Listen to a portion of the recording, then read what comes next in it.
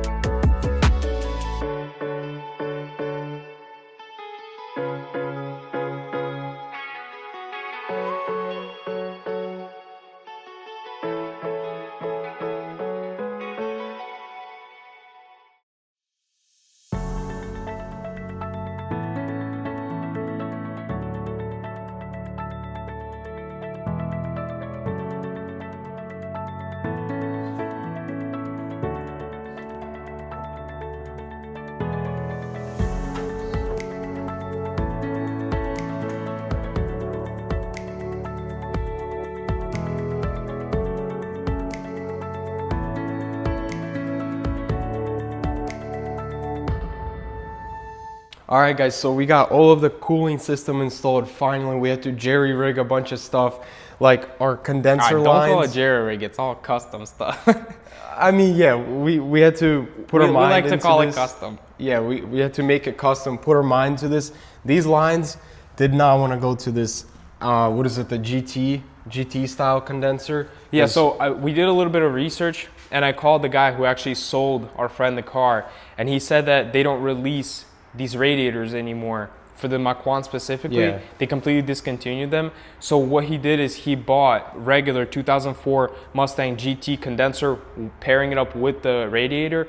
So we assumed the mounting points were a little different. So one of the AC lines, I believe it was the feeding line, just wouldn't want to fit completely. And I called him up. I'm like, hey, what can we do about this? And he's like, you know what, just bend them. If you break them, I got a new one.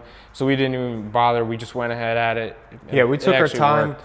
put some fire to it, heat it up, slowly bend it, but we got it in place. We had to push some stuff away. We got the transfer line from AutoZone because we also didn't have that. We had to custom make that as well, from the block to the thermostat. But moving on, we have our brand new fuel pump that we will be installing to not risk any debris getting into our fuel pump, the injectors. We're gonna have to drop the tank, clean it out, put some new fuel in there. Meanwhile, the car is on the lift. We're gonna do the oil change, do all the good stuff, drop the oil, toss the new filter on there, crank it. Hopefully 10 years down the line, this thing will fire up. We also grabbed a new battery. Yeah, we grabbed a new battery just so it has all the power it needs. But bro, can you imagine 10 years of this? 8 to 10 years, I think it is. Actually, close to a decade. When this car came in, I did not know it was at 30,000 miles. That was a crazy surprise for me. Dude, it's extremely fresh, yeah. We actually figured out how to properly bleed the system, so we are gonna get the right, because these engines tend to trap air and they will overheat, so we'll do it right. But yeah, as of right now, let's put the car on the lift and see if it cranks.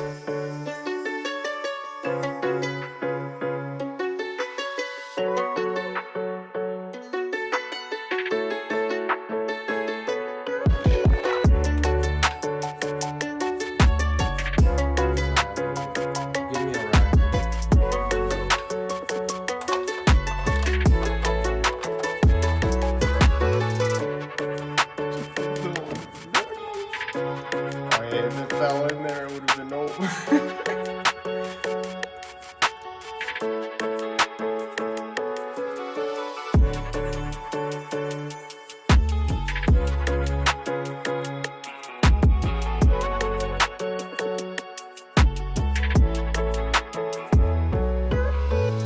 All right, we drained the oil. Now let's drop the fuel tank and replace the fuel pump.